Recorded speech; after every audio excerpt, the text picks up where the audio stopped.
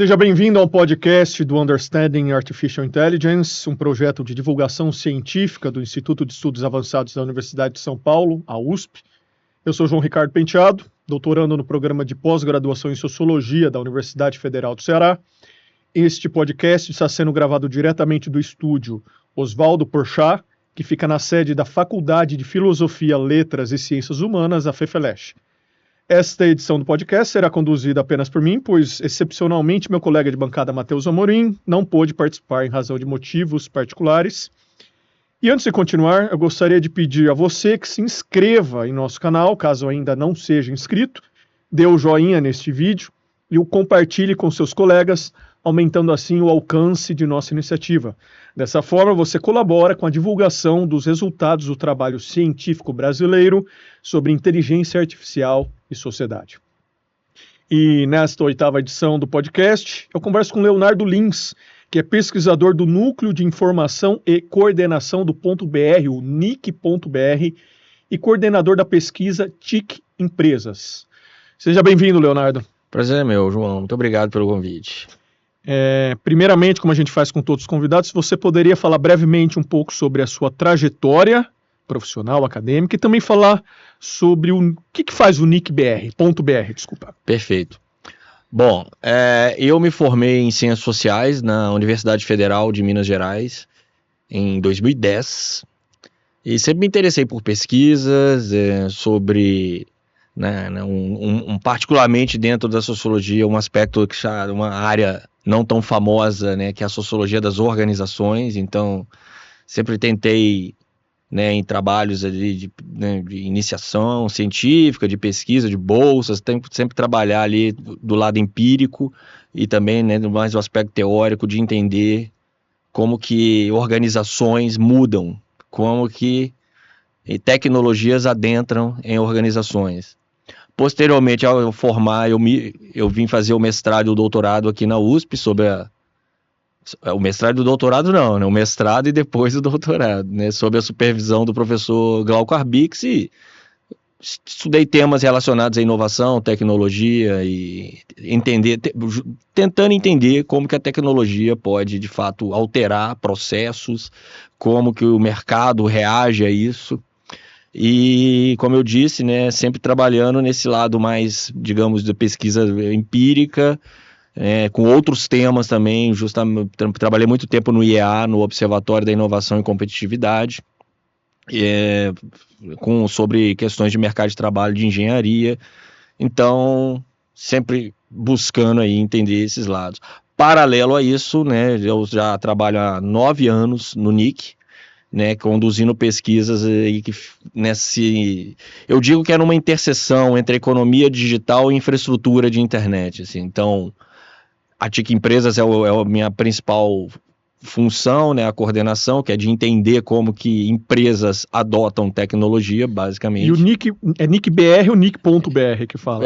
Tanto faz. Tanto faz. E ele é um departamento dentro do CGI. O que é exatamente o NIC.br? Ele é o braço executivo do CGI. CGI, por sua vez, que é o Comitê Gestor da Internet. O Comitê Gestor da Internet, o próprio nome diz, ele é formado por governo, sociedade civil, empresas, academia também, e é um comitê de discussão sobre políticas sobre a internet no Brasil. Então vai desde aspectos de infraestrutura mesmo, discutindo ações de melhoria da qualidade da internet, mas também aspectos de, por exemplo, há um debate agora, por exemplo, que eu já participei de uma reunião sobre data centers, a questão da soberania dos data centers, como que a gente vai lidar com isso no Brasil. Então, certo. É uma gama de assuntos muito amplos. O NIC executa as decisões e as demandas do CGI. Eu, particularmente, trabalho no departamento do NIC, que é o CETIC-BR, que é o que gera estatísticas. Começou com isso, gerar estatísticas sobre o uso de internet no Brasil lá em 2005, Era uma preocupação você entender como que as pessoas estavam conectadas e se estavam. Uhum. E a mesma coisa das empresas, por exemplo. A pesquisa TIC Empresas já tem só 17ª edição. Hoje ela se preocupa com inteligência artificial nas empresas. Essa era a próxima pergunta que eu ia falar, Se puder colocar a imagem da TIC Empresas, que vocês acabaram de divulgar os dados da pesquisa TIC Empresas 2025 relacionada ao ano anterior. Vocês estavam falando no bastidor que a pesquisa, o relatório ainda não foi publicado, deve ser no segundo semestre, mas os dados já foram apresentados aí na internet, em alguns eventos, né? Temos aí a capa de uma das apresentações que você passou para mim. Que é exatamente a pesquisa TIC Empresas, então, e quais as novidades nos últimos anos? Perfeito. Bom, como eu disse, a TIC Empresas está entrando na sua 17ª edição, então já é um levantamento bem tradicional, e ela acompanha bem isso que eu estava dizendo. A primeira versão da TIC Empresas está interessada em entender se a internet está nas empresas, se a internet chegou às empresas. Essa versão mais moderna, a gente faz todo um levantamento sobre o uso de inteligência artificial e como que a inteligência artificial chega às empresas. Então, é uma pesquisa sobre esse guarda-chuva que a gente discute na economia digital, né? Mas, até vinculando um pouco ali, como eu disse, nos meus interesses acadêmicos, ela é uma pesquisa sobre como organizações, como empresas, no caso, adotam a tecnologia, as barreiras para isso e quais são esses processos, né, que as empresas empreendem para alterar suas rotinas através da tecnologia. Pelo menos é a forma como eu interpreto esses dados. E aí você se utiliza de uma metodologia específica, salvo engano, que a União Europeia já utiliza, é isso? Isso. Em termos de padrões estatísticos, né, a TIC Empresas, nós entrevistamos mais de 4.000 empresas no Brasil inteiro, então a gente dá resultados para 11 setores da economia, 3 portes, todas 5 regiões do país. E esse padrão ele é desenvolvido, né, juntamente, porque a gente participa também em algumas discussões internacionais sobre esses padrões de tentar harmonizar as estatísticas pelo Gabinete Estatística Europeu, né, que é o Eurostat, que dá os resultados, né, oficiais para o bloco europeu. Né? Ele não é exatamente um órgão, né, de coleta de dados, cada Instituto Nacional de Estatística dos países coleta, mas o Eurostat ele dá a direção sobre o que vai ser medido naquele ano. E o padrão que eles fazem, por exemplo... A referência metodológica é o Eurostat. Por exemplo, o módulo de inteligência artificial é praticamente o mesmo módulo que o Eurostat desenvolveu, a gente adapta uma coisa ou outra, mas a ideia é justamente a comparabilidade do Brasil com outros países. Porque exatamente, quando você pega uma mesma referência metodológica, você consegue comparar, né? Claro, e nesse ponto nós somos, né, bem rigorosos, até a questão da metodologia da pesquisa, toda nos relatórios anteriores, isso é algo que muda pouco, a transparência da forma como a gente coleta e cria esse dado, é um valor super importante para nós. Então, assim, é o Eurostat, a gente também tem a nossa adaptação, está tudo documentado. A ideia é essa, é uma metodologia que te dá um resultado confiável sobre o estado da economia digital no país. Legal, bastante interessante. Eu acho que a gente pode partir para análise de alguns dados, se puder colocar a imagem 2, produção... a gente está, para quem nos estiver ouvindo no Spotify ou plataformas de áudio, a gente está com uma tela aqui ao lado, onde a gente pode ver algumas imagens e a gente tem aí já uma série de gráficos, né? Uma informação que eu vejo ali é que a estimativa que vocês trazem na versão 2025 da pesquisa TIC Empresas é que 93.475 empresas utilizaram algum tipo de IA em 2025. E segundo essa mesma pesquisa, né, segundo essa estimativa, de todas as empresas brasileiras que existem, 17% usaram, então, algum tipo de IA. Né? E aí, em 2023 e 2024, esse número foi de 13%, ou seja, há um registro aí de um crescimento no número de empresas brasileiras que utilizam IA. E aí a pergunta que eu vou fazer para você, Leonardo, é a seguinte: o que significa uma empresa usar uma IA? Porque IA é muita coisa, e o quão significativo, o que representa esse aumento aí, né, de 4%, né, 13%, então foram 13% das empresas brasileiras que usaram em 2023 e 2024, e aí em 2025 esse número aumenta para 17%. Quão significativo é esse aumento? Esse é um aumento fora da margem de erro, né? Ou seja, ele realmente houve uma mudança, né? Só um pouco de especificar algo que acho que é importante, né? Como eu disse, né? A gente tem uma amostra de mais de 4.200 empresas. Você pode até ver aqui pelos setores, alguns setores não estão, né, nessa amostra, que são, por exemplo, não tem empresa pública, o setor agro também não entra e também o setor financeiro não, por causa das discussões metodológicas. Por exemplo, lá de trás, o setor financeiro era porque talvez não valia a pena a gente coletar dados deles, porque eles já tinham tudo, algo desse sentido. Talvez hoje é algo que a gente precisa pensar. Mas, o que eu quero dizer, essa amostra de 4.000 e poucas empresas, elas nos dá ali um universo de cerca de 500 mil de empresas que a gente está falando aqui. O que já é muita coisa. E esse 17% desse aumento de 13 para 17, ele indicou o quê? E aí eu te chamo a atenção, João, para o lado direito ali do gráfico, né, que o pessoal que tá só ouvindo, a gente vai falar das pequenas empresas aqui, que em 2024 era 10% de pequenas empresas que usaram IA, e em 2025 essa proporção passou para 15%. As pequenas empresas, a gente está falando do Brasil. Sim.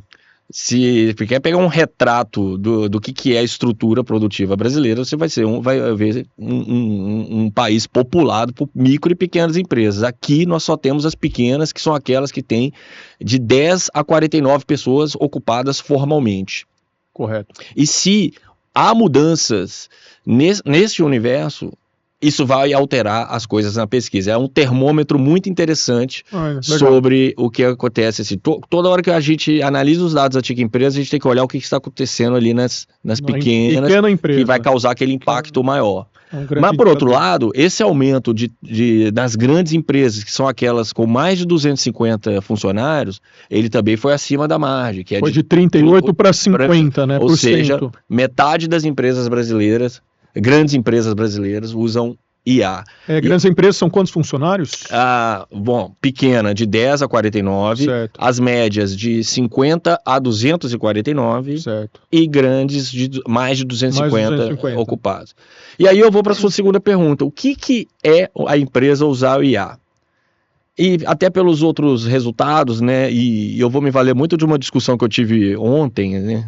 Acho que foi bem interessante. A pesquisa, ela vai falar o que a empresa usa. A gente pode entrar nos tipos depois, assim, a gente pode detalhar, mas eu acho que nesse primeiro momento, sobretudo por causa desse aumento entre as pequenas, a IA entra como uma infraestrutura dentro das empresas. E o que eu quero dizer com isso? Talvez uma infraestrutura que é mais semelhante como talvez a energia, a própria internet, que é aquela infraestrutura que dá suporte à empresa para fazer o seu, como diz, o seu core business, seu produto final, seu serviço final.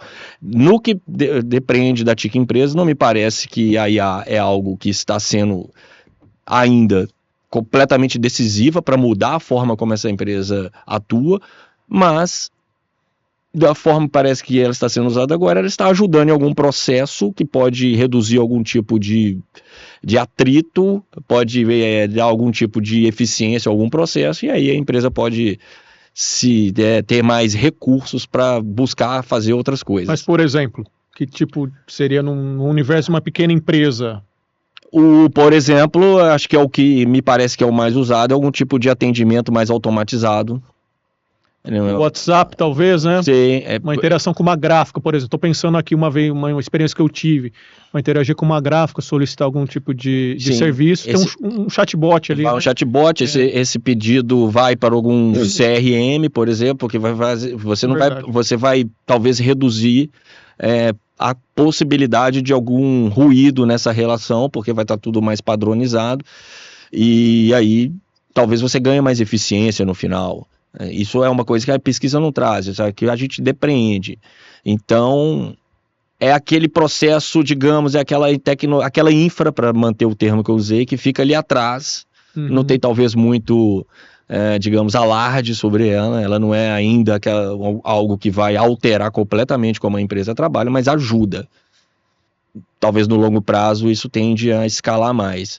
E acho que esse é um aspecto interessante, sobretudo por causa das pequenas empresas, porque talvez essas tecnologias, para 15% das pequenas empresas, já começou a fazer sentido. E se está mudando nas pequenas empresas, a gente pode vislumbrar uma mudança mais acelerada, Já talvez. tem um impacto na estrutura produtiva do país. Estou pensando em Sim. outro exemplo também que eu vejo, artes em redes sociais. Hoje em dia todo mundo está em Sim. rede social, e aí hoje em dia tem muita arte sendo produzida por inteligência artificial. Tem até a mesma estética, né? Vem muitos produtos de segmentação de mercado também. A empresa pode entender melhor o que é o cliente dela, onde ele está, que horas ele consome, em alguns casos. Tem toda uma questão de análise, assim, que eu não me imagino que as empresas estão tão ativas nisso, mas elas podem estar usando serviços que estão acoplados, assim, em alguns pacotes.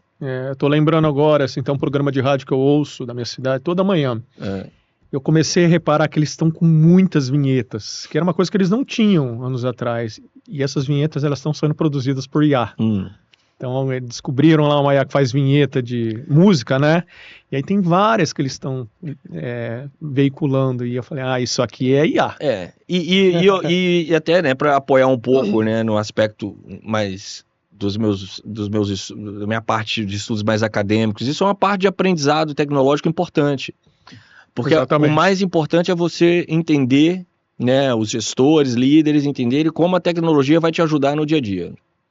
E saber escolher aquela tecnologia que vai ser de fato algo que vai te ajudar é difícil, não é? É quase uma qualificação, não é algo que vem assim.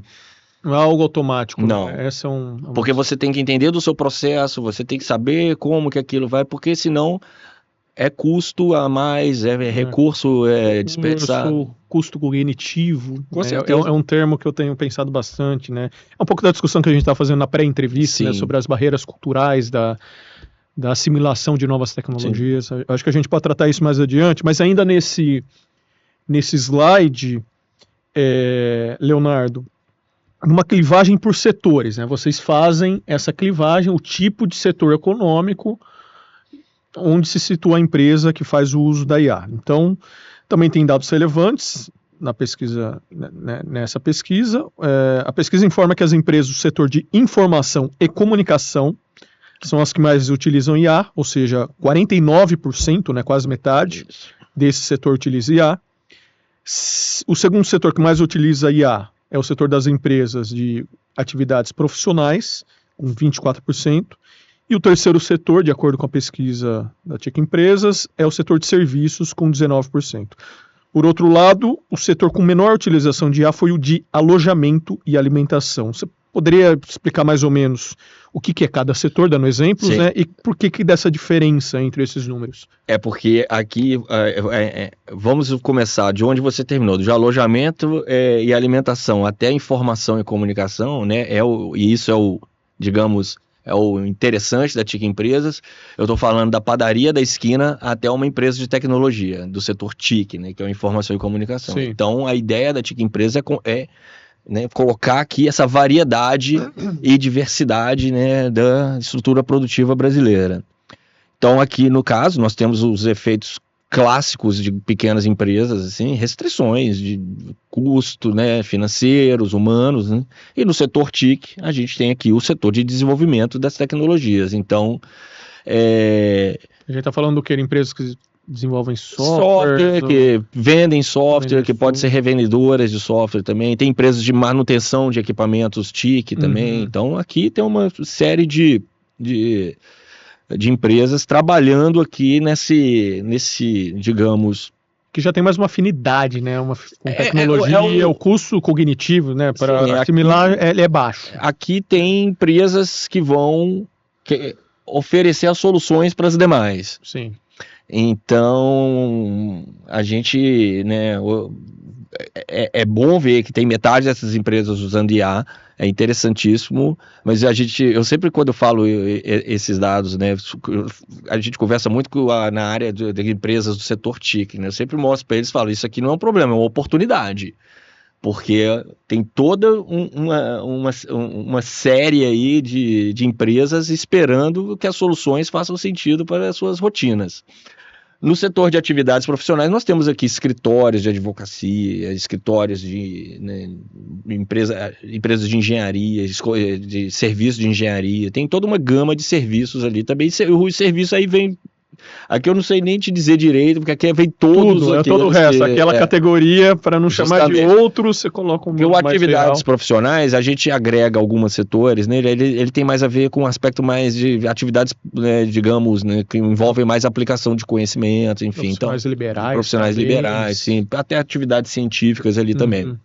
Certo. Então, são setores que envolvem também ele tem uma particularidade que é um setor que envolve muito o tratamento de dados, né, de dados pessoais também. Então são setores mais ligados em termos do que é um dado e o que fazer com ele, assim. Então acaba que a gente observa que isso faz com que a IA também faça mais sentido ali, porque vai ter um pouco mais de expertise.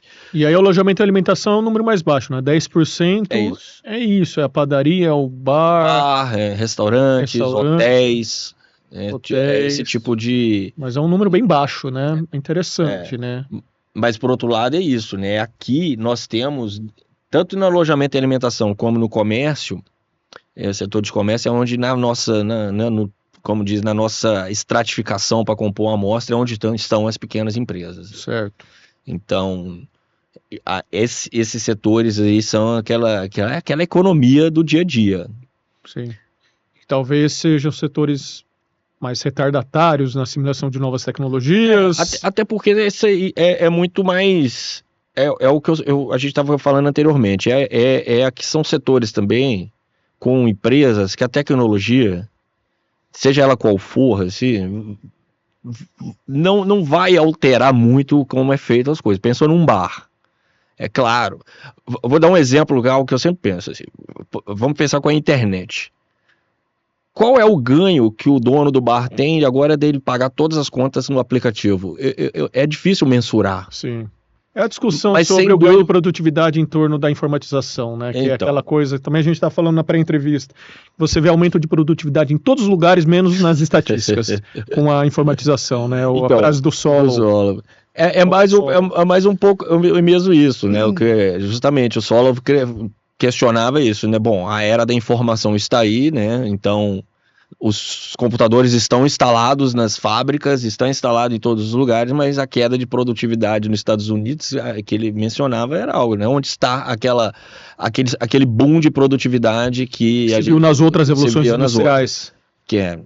Então, assim... Interessante. Essa discussão é bem interessante. E eu acho que com a IA a gente está entrando ainda nessa mesma, digamos... Dilema, mas eu coloco como paradoxo, um desafio, sei lá. Mas eu também penso como um desafio profissional e acadêmico para mim, que é como medir esse impacto dessa, digamos, da informatização para a melhoria das rotinas das empresas, se isso ajuda no produto final. Eu acho que com a IA a gente está discutindo essa mesma coisa. Então, assim, nessas pequenas empresas, voltando que estava, né, só para responder... é um desafio, como que a tecnologia vai adentrar nesse... Ela vai ter a escala suficiente para chegar no bar, na padaria? Talvez. Os resultados indicam que talvez sim, né? A gente está falando de 15% de pequenas empresas, mas é um mundo grande. Sim. É um início. A gente ainda está no início ainda do que se vende, o que se promete, que também é uma coisa que é bastante discutível, se tratar de uma revolução tecnológica. Sim. Eu sou da linha, né? Eu sou um pouco cético em relação a isso, não sou um grande especialista, mas eu acho que até por uma questão de personalidade, sou desconfiado muito desse discurso muito apologético em relação... que faz parte também no sentido de atrair investimentos, etc., e que se coloca a IA como uma revolução tecnológica. Mas, de qualquer maneira, eu acho que vocês são a principal organização, uma das principais organizações que busca fazer esse diagnóstico em tempo real, sei lá. No Brasil, pelo menos. Por outro lado, acho que também pesquisas com a metodologia semelhante à da TIC Empresas, né, de outros, de institutos oficiais de estatística também. A gente tem até a comparação aqui também, essas pesquisas que quando a gente olha a economia como um todo, elas nos sugerem, essas pesquisas nos sugerem cautela a pensar a evolução da tecnologia, como vai ser a trajetória. Porque aqui a gente está, como a gente está discutindo, aqui tem empresas de toda sorte, né? Distou um pouco daqueles levantamentos que nós vemos, que às vezes é já com empresas que usam IA, ou levantamentos que são de empresas já muito bem estruturadas, enfim, que às vezes nos dá uma impressão de que tudo já mudou e só nós que ainda não percebemos. Mas as metodologias e pesquisas, digamos, que buscam representar o universo de empresas de um país, essas nos sugerem, olha, calma lá, a coisa ainda está começando. Está caminhando, tem mudanças sendo verificadas, né? A gente vê esse aumento, mas ainda nada, pelo menos na velocidade em que as manchetes aí de vários portais ainda mostram, insinuam, enfim. Partir para a próxima pergunta, eu acho que pode, se puder colocar a próxima imagem, produção, que é justamente um slide que vocês trazem comparando os dados do Brasil com os dados de países, eu acho que todos aí são da União Europeia, né? E eu achei bastante interessante esses dados, essa comparação que você coloca na apresentação que me foi fornecida. Então, ó, numa comparação com países da União Europeia, que lembrando, né, é o bloco de países que se utiliza da mesma metodologia. Na verdade, né, o Brasil se utiliza da mesma metodologia que da União Europeia.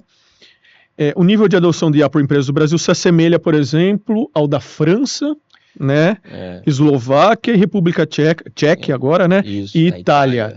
Então, né, então o Brasil tem 17% das suas empresas fazendo algum tipo de uso de IA, e aí a França tem 18%, a Eslováquia 18%, a Tchequia 18%, a Itália 16%.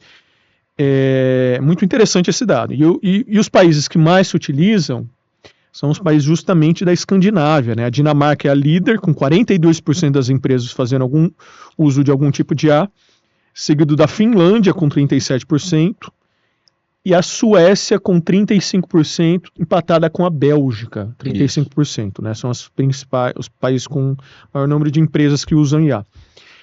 Tem explicações sociológicas para essa situação vista na Europa, Leonardo? O que você teria a dizer aí sobre esses dados que a gente está vendo aí?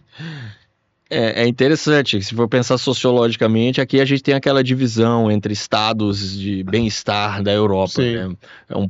Me remete a isso, sempre os nórdicos, né, com aquela diferença em relação ao resto ao sul da Europa, né? Então, mas eu acho que essas coisas têm a ver, né? Eu acho que se entrar nesse assunto assim, a gente vai longe, mas eu acho que, por exemplo, para colocar o Brasil aqui, tem uma coisa que é importante a gente ter em mente, que é a população de empresas do Brasil é bem maior do que também de todos esses países. Esses países são muito mais homogêneos, né, em termos, né, tanto se a gente falar dos outros lá em termos de... talvez aqui um exemplo ajude. A União Europeia coleta também dados sobre o uso de inteligência artificial entre os indivíduos. Praticamente são esses países aqui que lideram nas empresas, também lideram os indivíduos. Não estou fazendo aqui um paralelo, mas eu estou dizendo que há menos desigualdades de acesso à internet nesses países nórdicos do que nos outros países. A mesma coisa para o Brasil, né? Tipo, a CETIC lançou dados também da TIC Domicílios, né, sobre o uso de IA generativa entre os indivíduos, e você percebe que indivíduos de classe A, de educação superior, usam mais IA generativa que aqueles que né, de classe B, C, né, e com menor escolaridade. Então, há diferenças no acesso. Para empresas é diferente, mas sugere também alguma coisa nesse sentido no Brasil, porque a gente tem uma diversidade de empresas bem maior do que os outros. Certo. Por outro lado, os países nórdicos, a gente sabe, ali a gente tem empresas famosas, né, da era da internet, que nasceram nesses países, né? Então, essa questão de você ter ali, você tem digamos, um ecossistema de uso de tecnologias mais consolidado nesses países também. Mas é interessante, por exemplo, que o Brasil, alguém pode imaginar que o Brasil estaria muito atrás em relação à França, que é um país mais desenvolvido, etc. E não, a gente está praticamente igual. Porque tem uma coisa do Brasil, e acho que para quem quiser aprofundar mais esse dado, né, as tabelas estão no nosso site, né, só consultar os microdados também, mas, por exemplo, é interessante analisar esse dado pelo comportamento das grandes empresas. Então, se você olhar lá aquela metade de grandes empresas no Brasil que usam a inteligência artificial, aí o Brasil vai ficar aqui entre os primeiros também, junto com esses outros, porque nas grandes empresas existe essa cultura muito assimilada, muito consolidada. Eu diria que nas grandes empresas brasileiras o comportamento não é diferente das grandes empresas dinamarquesas, finlandesas, então, porque naturalmente são empresas com maior possibilidade de explorar tecnologias e de destacar ali recursos para isso. Então, o caso globalizadas também, né? Eu acho que as mesmas rotinas operacionais. Claro. E então, assim, como eu disse que as pequenas empresas são esse termômetro para a gente analisar aqui no caso do Brasil, né? Aqui, comparando aqui no caso as pequenas empresas jogam, né, coloca o Brasil um pouco nesse patamar mais à direita do gráfico, mas é muito em função do tamanho também que o Brasil tem em relação aqui às outras economias. Mas, voltando, entre as grandes empresas assim, europeias e as grandes empresas brasileiras, a gente tem um comportamento semelhante. E aí, o gráfico aqui, a pesquisa não traz dados relativos a dois países que a gente fica sempre curioso, que é Estados Unidos e China, né? Você teria algum conhecimento sobre a realidade desses dois países, que são os países que estão, no fim das contas, na vanguarda do desenvolvimento da IA? É muito mais desenvolvido, o uso da IA muito mais assimilado pelas empresas desses dois países, saberia dizer? Em termos de estatística oficial, né, a gente tem alguns países que eu acompanho mais de perto, por causa até mesmo de acompanhar o que eles estão fazendo em termos metodológicos. Certo. Que aí sim, são os Estados Unidos, né, com o Census Bureau, e o Canadá, com o Statistics Canada, que é ambos são os órgãos oficiais de estatística. Inclusive tem um artigo, né, do livro que organizado pelo professor Glauco Arbix e o Rodrigo Brandão, né, que eu tenho um artigo nesse livro, discutindo as metodologias das diferentes pesquisas.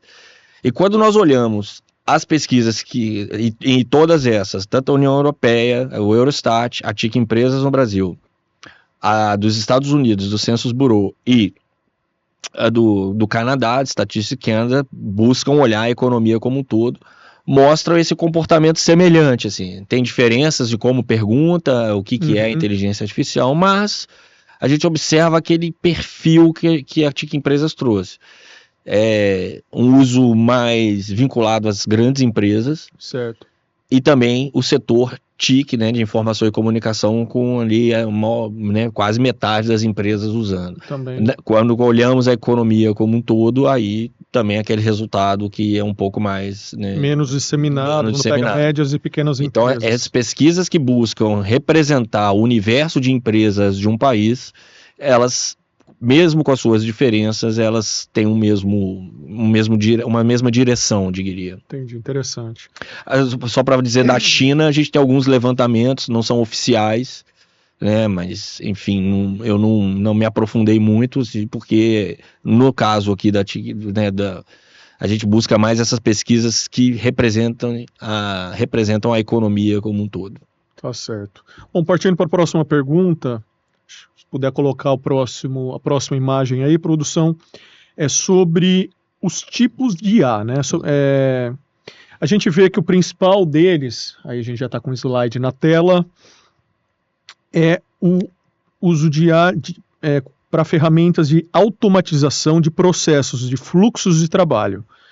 Então, das empresas, pelo que eu entendi aí, das empresas que fazem uso de IA, 68% delas usam ferramentas de automatização de processos de fluxos de trabalho.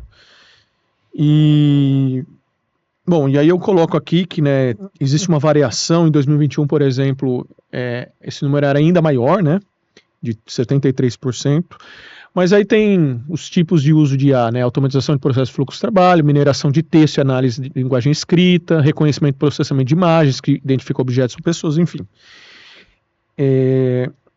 Então, no caso aí de automatização de processo de fluxo de trabalho, que é o tipo de IA mais usado por empresas brasileiras, 68%, que tipo de ferramentas que são essas? Aquela, o chatbot, aquela infraestrutura que a gente estava conversando no início, né? Que basicamente são serviços oferecidos para as empresas, né? Para as empresas. E conhecido, né, no mercado de software como produtos de prateleira, né? Produtos de prateleira. Serviço de prateleira, né? A gente usou esse termo já na pesquisa ano passado, vou continuar usando. Que é a aplicação do WhatsApp, a pessoa contato pelo WhatsApp. Eu vejo isso muito, assim... Desculpa te cortar, a gente não... Né, só um ponto da metodologia, né? A gente descreve esse item, né? A pessoa... O indicador de IA que a gente estava discutindo, ele é feito para... A empresa pode responder sim para qualquer um desses aqui, ou não para qualquer um desses. Então, se falou pelo menos um desses aqui, ela entra no indicador como um todo. Então, a gente fala essas coisas e o entrevistador fala e o respondente entende.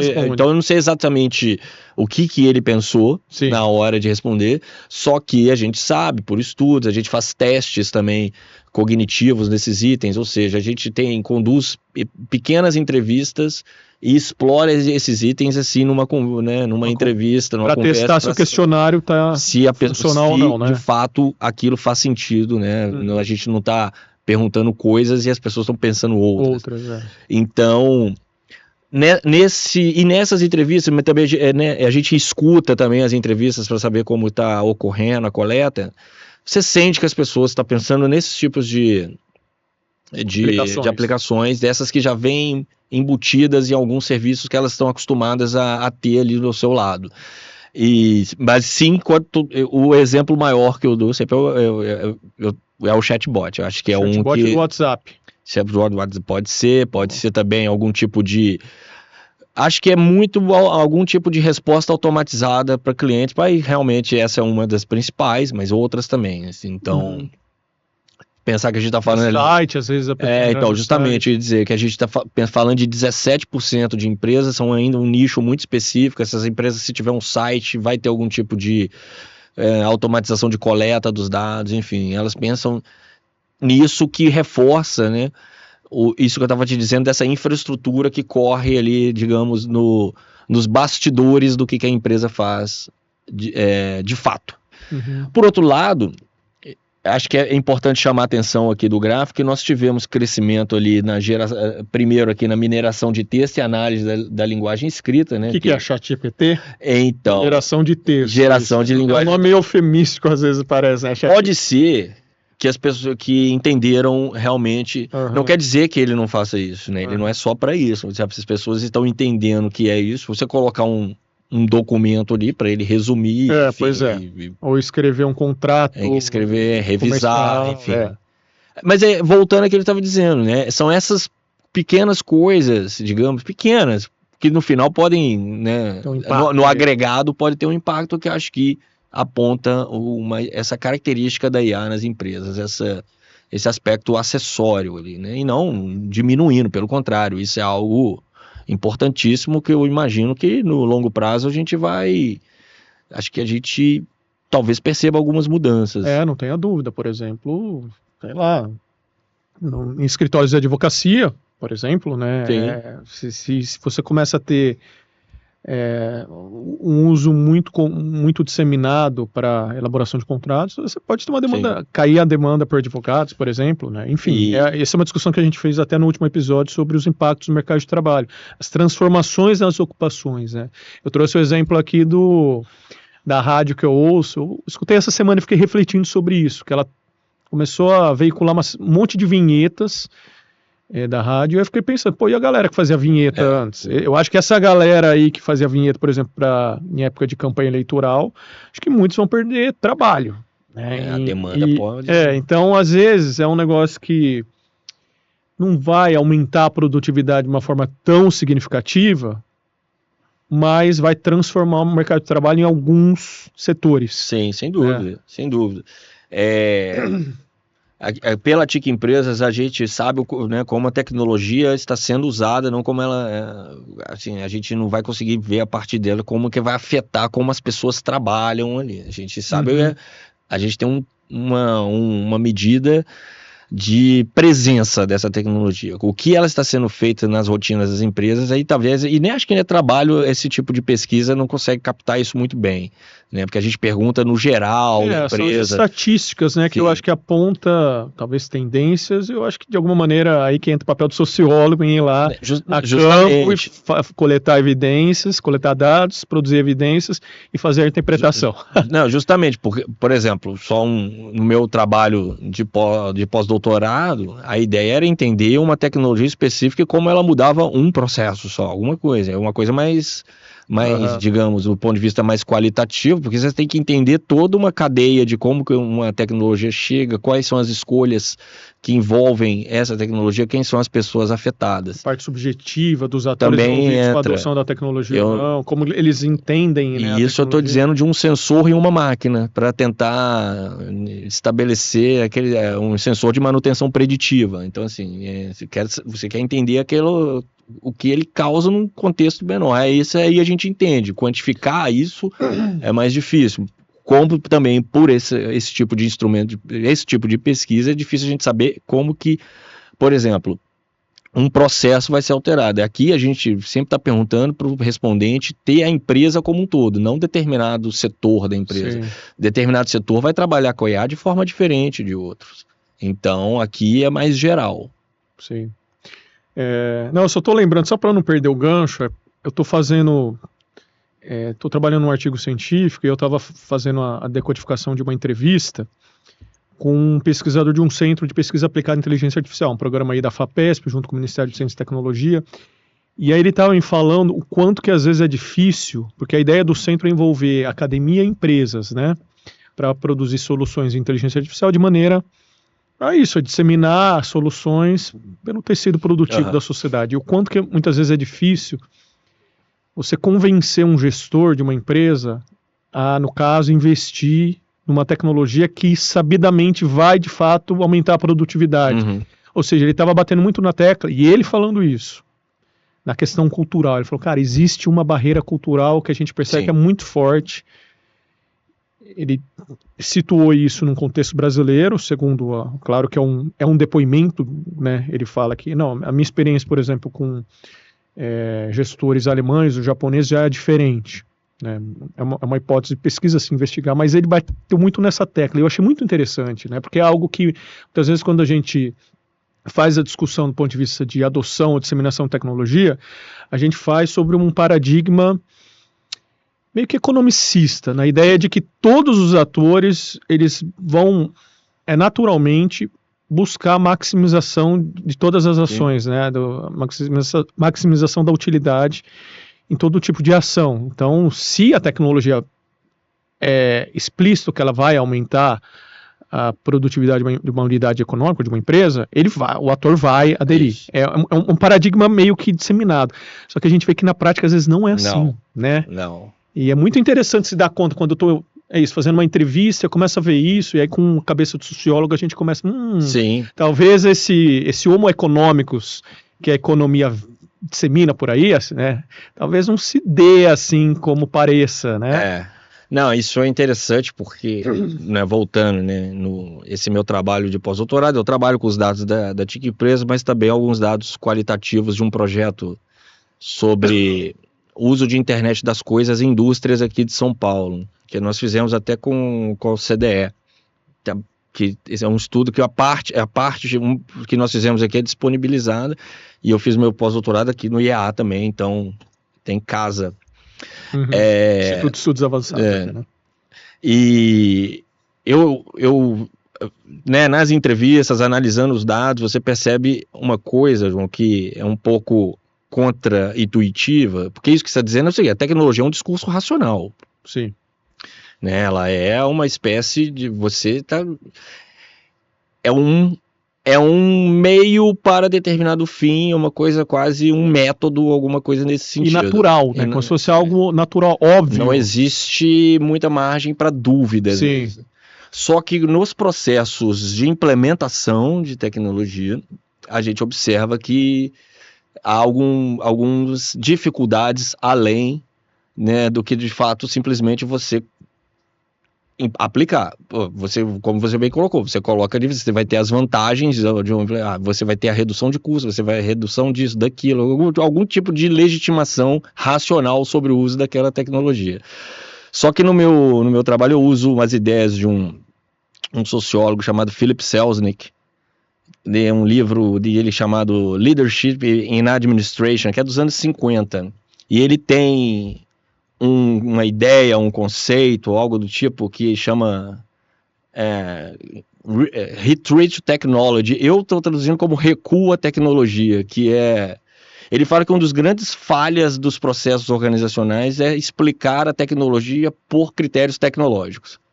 É interessante isso porque ele mostra que a base de uma não aceitação de aspectos de tecnologia é justamente porque você não está convencendo as pessoas que aquela tecnologia vai funcionar por esses critérios racionais. Assim, quando você olha esses processos de implementação, às vezes, aqueles que são mais... que eu acho que eu considero de maior sucesso nos casos que eu estudei, são aqueles em que o convencimento das pessoas eram feito de forma mais efetiva do que de fato você falar, é esse tipo de tecnologia porque ela é melhor do que o processo anterior. Mas é interessante pensar essa coisa do convencimento, porque parece que, né, seria uma situação de o cara da TI chega e tem que convencer o gestor, o chefe, para aderir, ou enfim, algum outro ator. E aí eu fico perguntando porque a gente vê muito esse discurso disseminado por vários, na mídia, em veículos de comunicação, órgãos de governo, do apelo à inovação, né? Parece que é um esforço para criar uma espécie de uma cultura. Sim. Né? E eu estive na Finlândia agora, fiz parte do meu doutorado de sanduíche lá, eu via que isso era muito forte na universidade onde eu estava, assim, esse discurso da inovação, achava até meio exagerado, em certo sentido. E aí me parece que existe esse esforço por certos atores em criar uma espécie de uma cultura para que já exista uma inclinação mais natural de gestores empresariais em apostar em inovações. Porque, assim, não necessariamente toda a tecnologia vai dar certo, né? E é claro que existe esse cálculo também. Às vezes você tem que fazer um investimento que, muitas vezes, pode ou não dar certo. Eu acho que isso passa pela cabeça do gestor, ainda que não seja meramente racional. Eu acho que as barreiras culturais. Mas eu vejo que tem esse esforço por setores da sociedade em criar uma predisposição nos setores mais resistentes. É justamente, né, esse aspecto que o Selznick trabalha, porque se você justifica a tecnologia somente por esse aspecto, né, racional, você está fazendo uma ênfase excessiva nos meios e esquece os fins, né? Então, para uma empresa isso faz todo sentido. Claro. Né? Para que vai servir? Qual vai ser? Como que vai ser? Se você só fala, é igual a gente tem muito no mundo da IA hoje, tá todo mundo procurando a sua IA.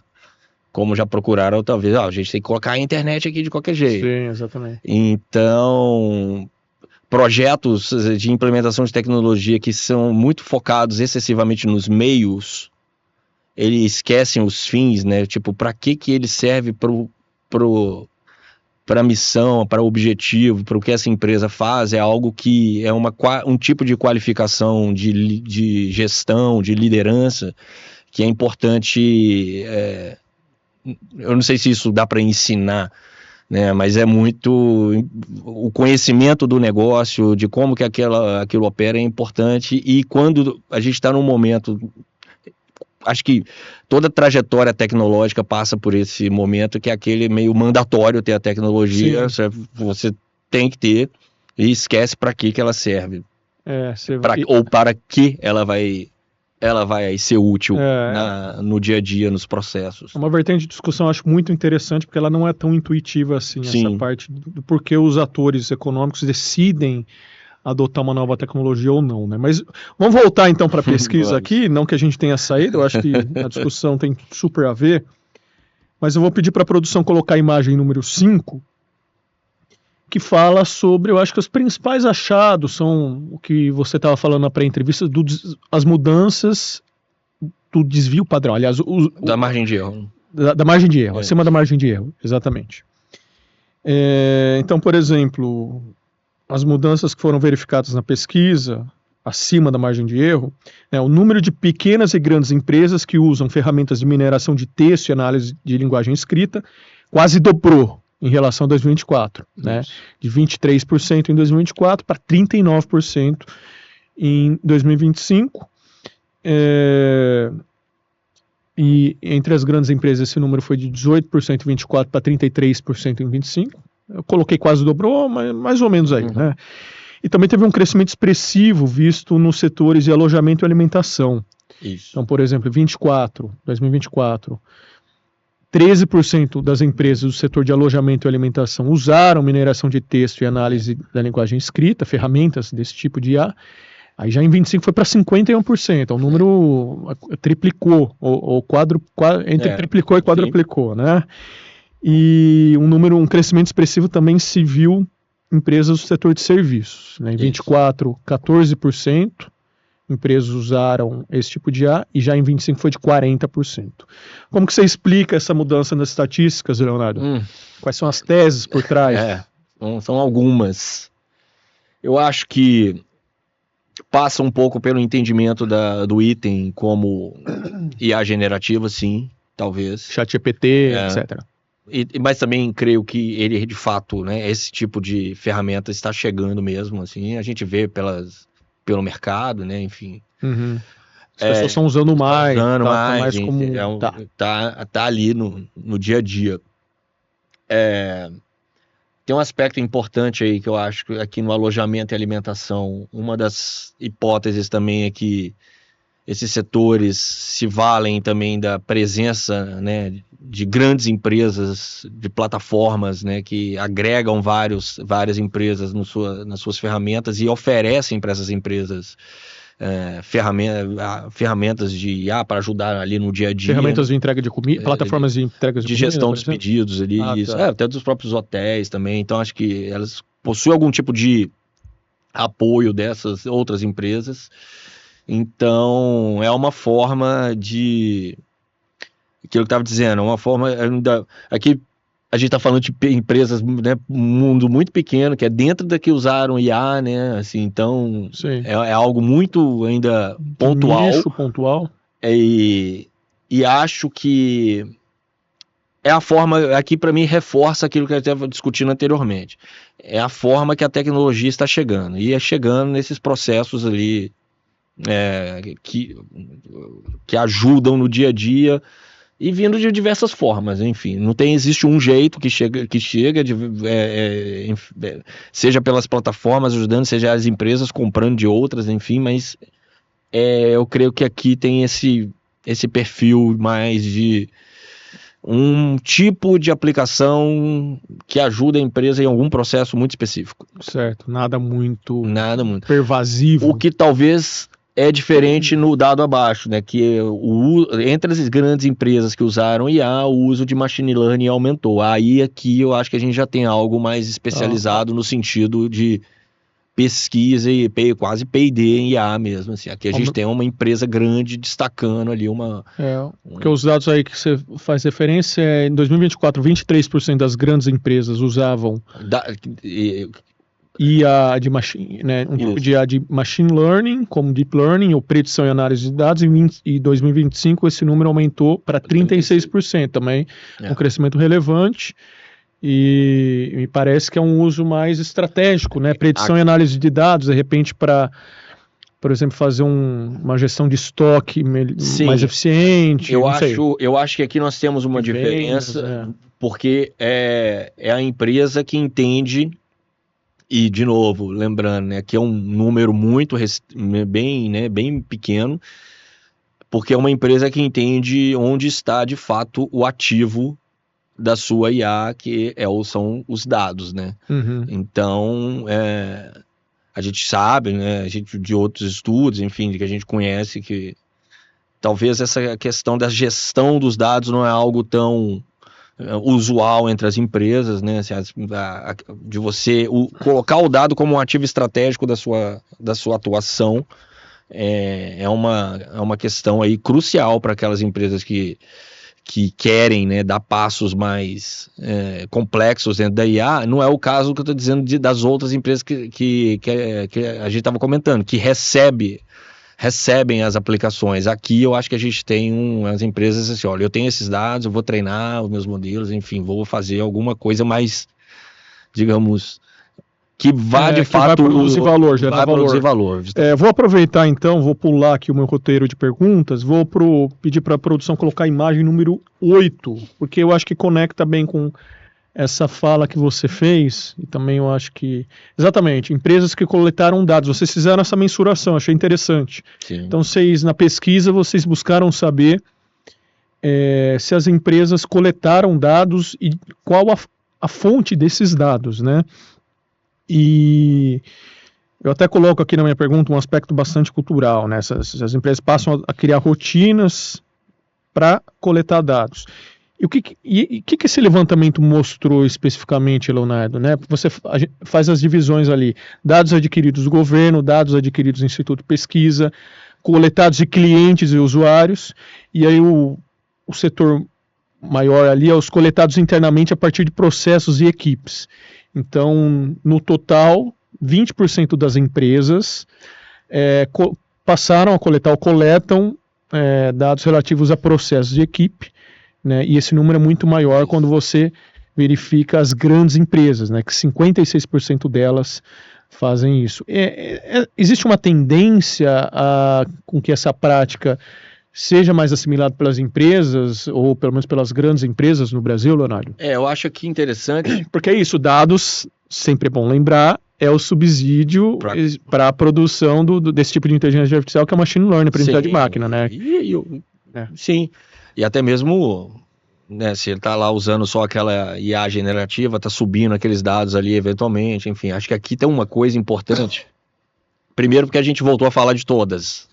Se olhar ali na base, é o total de empresas. Aqui a gente está falando de todas as empresas, né? Estou falando daquele 500 mil que eu conversava no início. Aqui a gente tem cadastros, né? Uhum. Aqui nós temos, né, enfim, aquele dado que a empresa tem para entrar em contato com o cliente, né? E, possivelmente muitos dados pessoais aqui, então tem toda uma digamos, uma especificidade que deve ser tratado, que é importante tomar em conta, mas mas aqui também eu acho que a ideia da pergunta, né, é buscar uma intencionalidade na coleta desses dados, né? Então, assim, pegar uma coleta para fazer algo com esses dados, né? Não somente manter aquele cadastro ali. Então, o uso racional dos dados, sim. E o que vai implicar também não só coletar, mas estruturá-los, né? Ele deve servir para alguma coisa. Ter um sistema, talvez, ali de governança desses dados, que é importante. Aqui, eu acho que nas grandes empresas que a gente tem, né, metade delas ali coletaram, eles podem ser usados, sim, acho que eles estão dentro de um fluxo para alimentar a IA dessas grandes empresas, com certeza. Talvez eles podem estar funcionando muito para segmentação de mercado, enfim, a empresa quer saber o raio de ação, o perfil dos seus clientes, eu acho que é muito nesse sentido. E eu acho que aqui a gente começa já a ter um pouco de um ponto de atenção, o que é justamente a segurança desses dados, assim, se de fato as empresas estão tratando isso da forma correta e se tem os sistemas ali, digamos, protegidos em relação a questões de vazamento e coisas que são, hoje em dia, né, muito importantes ter em conta, que talvez, por outros levantamentos que nós temos na TIC Empresas, a gente sabe que a coleta dos dados às vezes não é tão acompanhada assim pela, digamos... as boas práticas de tratamento desses dados. Porque isso é outra coisa que eu percebo, que fala-se muito mais na LGPD, a Lei Geral de Proteção de Dados.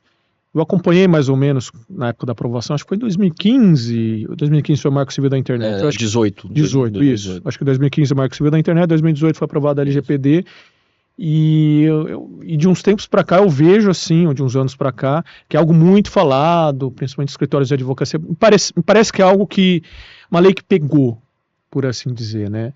E é justamente a lei que rege, entre outras coisas, a coleta de dados e o armazenamento de dados. Sim.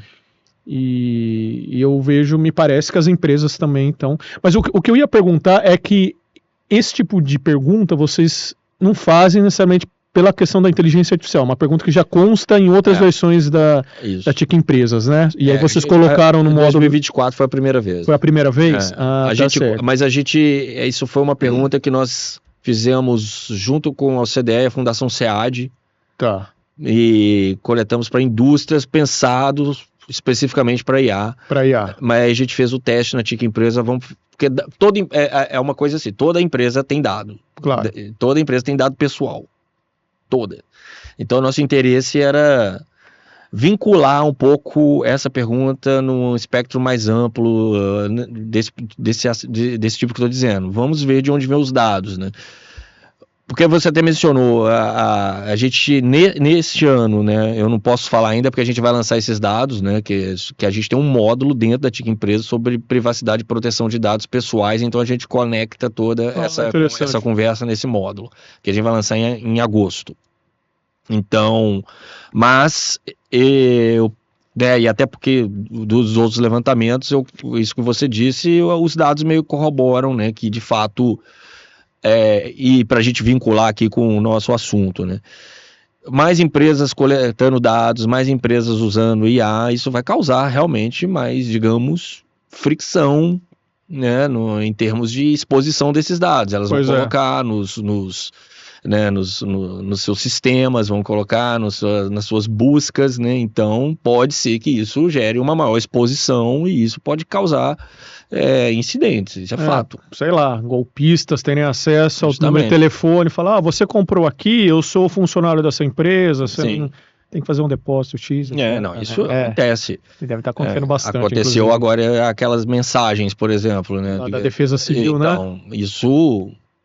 Com os dados disponíveis ali, as pessoas podem usar para fins, né, escusos. Interessante esse ponto. Bom, a gente está caminhando para o final da nossa conversa. Sempre um momento muito... enfim, a conversa é muito interessante. A gente tem N assuntos que pode explorar. Mas eu vou fazer a última pergunta aqui, Leonardo, que eu achei interessante também, uma pergunta que vocês fizeram. Produção, se puder colocar a imagem número 9,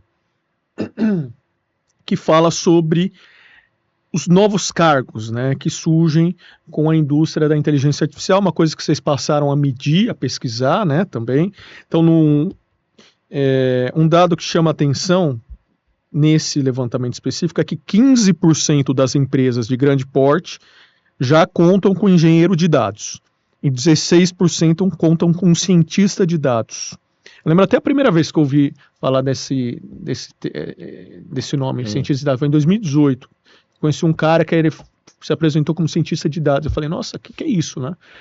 Mas já é algo que, por exemplo, de grandes empresas, 16% no Brasil... o Big Data. Big Data, falava-se mais Big Data, exatamente. Então já está se disseminando. Como que você avalia, né? Tem outros cargos aí, gerente de projeto de IA. Qual que é o cenário? Primeiramente, eu gostaria de saber o cenário desses novos cargos ligados à indústria de IA nas empresas brasileiras e o que você poderia falar de interessante relativo a esses dados. Bom, eu acho que, primeiro, é que isso é um exercício de tentar... sentir um pouco se esses cargos que a gente vê sempre falando, né, já estão se tornando realidade. Isso, por exemplo, não é vinculada à CBO, Classificação Brasileira de Ocupações, ou seja, alguns até podem estar ali, mas não é a ideia aqui, né? Não são de quantidade de pessoas, era só para saber se as empresas possuem esses cargos que a gente estava querendo vincular mais com o aspecto de desenvolvimento de IA. E naturalmente foi, né, até pelo uso de IA que a gente percebeu, foi algo muito pontual e muito vinculado ao setor de informação e comunicação, como era de se esperar também. acho que aqui a gente tem também uma coisa muito vinculada a grandes empresas, o que vai poder destacar esse tipo de cargo, né, até mesmo talvez de departamentos dentro das suas estruturas. Então, é uma pequena empresa, não vai ter um cientista de dados. Muito difícil, né, e acho, pelas pequenas empresas que nós investigamos aqui, né, que mais a gente tem contato na antiga empresa. Então, era só para dar um pouco desse cenário da magnitude desses cargos que a gente tanto fala hoje em dia sobre, vamos precisar de tantos, assim, cientistas de dados, como você mencionou. Então, assim, a gente observar que não, é algo que tem, não quer dizer que não exista, mas que é bem pontual em termos de presença, né, dentro das organizações e na economia como um todo. E para concluir, Leonardo, se você pudesse pincelar, destacar uma ou duas conclusões, principais conclusões do estudo, quais seriam elas? Eventualmente, se quiser até repetir algo que já foi dito na conversa. Eu acho que é mais a síntese mesmo, que a gente já até chegou a conversar anteriormente, que eu acho que os resultados, de um lado, se eles mostram, por aquele, como eu disse, aquele termômetro, né, que são as pequenas empresas, mostram um perfil, não exatamente um perfil, mas uma escala dos serviços de IA entre as empresas. Está aumentando, então. Está aumentando. A gente está em campo coletando dados mais uma vez, a gente vai poder ter mais informações no próximo ano. Para o TIC Empresa 2026. Certo. Mas essas mudanças entre as pequenas empresas indicam aumento de escala da tecnologia. Certo. Isso para mim é evidente. É muito pontual ainda, mas pelo que a gente observou aqui, com um perfil, como eu disse, aquela tecnologia ajudando em algum processo. Tem movimento. Tem movimento. E isso me leva, acho que, para a segunda conclusão, né, que é para colocar um pouco no debate mais amplo, que é a IA seguindo uma trajetória normal de tecnologias adentrando em organizações, ainda muito experimental, um aspecto de exploração das possibilidades. Não estamos falando aqui de mudanças estruturais da forma como as empresas operam, mas também não estamos negando isso. Só que, do ponto de vista de trajetória, ela está ali ainda, digamos, na fase de vamos testar o que funciona e ver o que faz sentido para a nossa empresa. Uma velocidade normal, você diria? Uma velocidade normal. Nada retardatário, também nada... Não, esse é o cenário que se dá quando olhamos a economia como um todo. É evidente que numa grande empresa dessas que a gente viu aqui na antiga empresa, por exemplo, aquelas que trabalham com machine learning, pode ser que a velocidade seja mais... que é natural também. Né? Mas, em termos de, digamos, será que a IA já digamos, a nova internet, a nova energia elétrica, ainda tem jeito de ser, mas ainda é cedo para testar. Falar. Interessante. Bom, eu agradeço imensamente a sua participação, Leonardo. Acho que foi, como quase sempre, a gente faz discussões muito ricas aqui no podcast, e eu agradeço muito a sua presença aqui. Eu que agradeço o convite, e foi ótimo, um prazer estar aqui. Convido todo mundo a visitar o site cetic.br, nic.br, e os dados vão estar lá. E aí, no ano que vem, quando a pesquisa de 2026 sair, a gente traz você de novo e faz um bate-papo aí sobre os novos dados. Ótimo. Bom, esta foi mais uma edição do podcast do Understanding Artificial Intelligence, um projeto de divulgação científica do Instituto de Estudos Avançados da Universidade de São Paulo, a USP. Esse podcast foi gravado diretamente do estúdio Oswaldo Porchat, que fica na sede da Faculdade de Filosofia, Letras e Ciências Humanas, a FEFELESH. A coordenação do projeto é da professora Veridiana Domingos, do Departamento de Sociologia da USP. A apresentação é minha, João Ricardo Penteado, e de meu colega Matheus Henrique Amorim, que excepcionalmente não pôde estar presente nesta edição. A produção técnica é de José Veloso de Freitas Júnior e Otávio Silva de Oliveira. A divulgação é de Ana Júlia Puertas e a arte da capa do episódio é de Rodrigo Carriel. Por fim, caso ainda não tenha feito, não se esqueça de se inscrever em nosso canal e compartilhar este episódio com seus colegas. Dessa forma, você colabora com a divulgação dos resultados do trabalho científico brasileiro sobre inteligência artificial e sociedade. Um abraço e até a próxima edição.